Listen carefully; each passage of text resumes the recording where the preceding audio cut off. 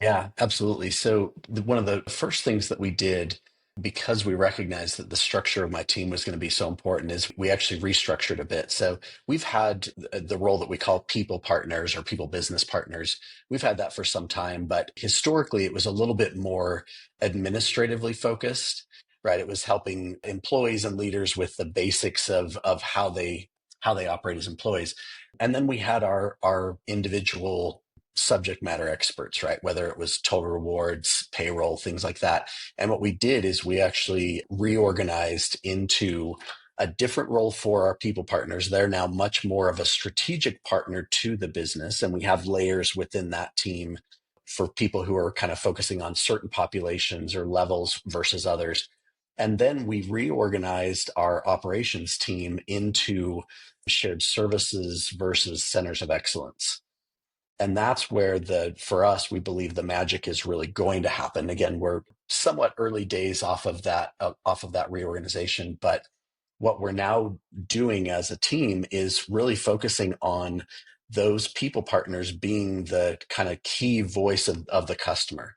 They are so embedded in their organizations that if there are things happening, they're hearing about it first.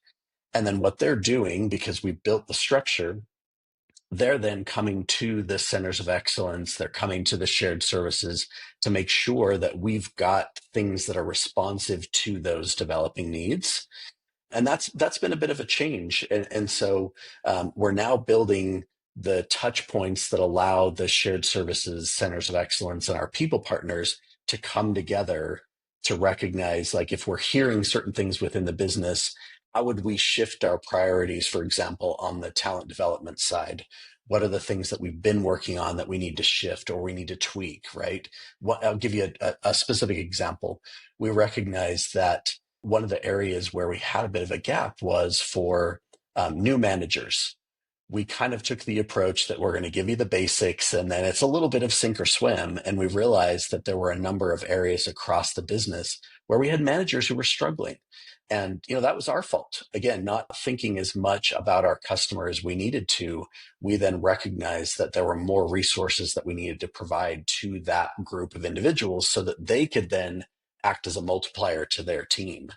So that's been kind of an early win for us to recognize that we needed to approach the work a little bit differently and to be agile enough that we could pivot when we needed to. And because we've already got a very well established roadmap of work that we do, we could then say, all right, do we need to actually make a trade-off? We have what we call a no or not yet list, and it's an actively managed list. And because we're a lean team, so at any given time, we can't do all the work that our people want us to do.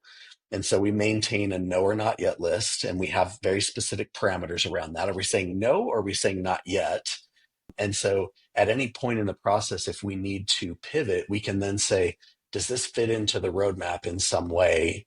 And do we need to, change the amount of resourcing that we provide to this? And then we have to make trade-offs. So that's been an early part of the process. That's one of the ways that we're actually activating and operationalizing this whole HR as a product mindset.